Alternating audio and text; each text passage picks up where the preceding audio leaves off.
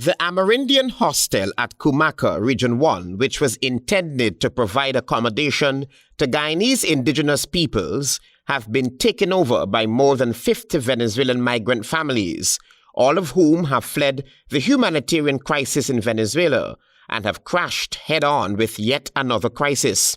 With no official record of the families occupying the hostel, authorities in Region 1 and by extension the government seem comfortable with the migrant families who have taken over the hostel.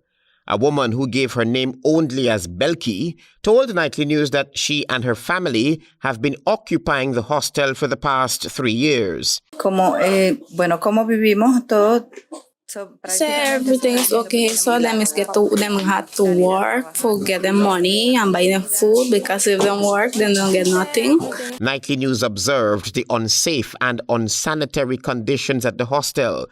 On the eastern end of the swamp are a number of structures put up by Venezuelan families who are desperate for long-term accommodation. The interior of the building has degraded, and the migrant families are now begging government for help. No, el gobierno aquí a nosotros. It's a force, yeah. When they meet first, they be helping them. The ACNUR and the next, they be helping them, but not now.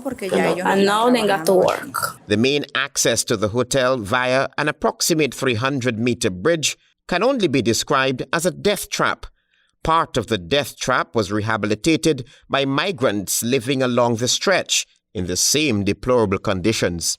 Usually reliable law enforcement officials have told Nightly News that even though there have been no credible reports of Venezuelan military or intelligence personnel crossing into Guyana through Region 1, there is still some degree of worry in Region 1, given that a few new faces take up residency in the region, especially at the hostel, frequently. Police, the source says, make regular checks at the hostel, but their hands are tied as it relates to illegal entry of the migrants.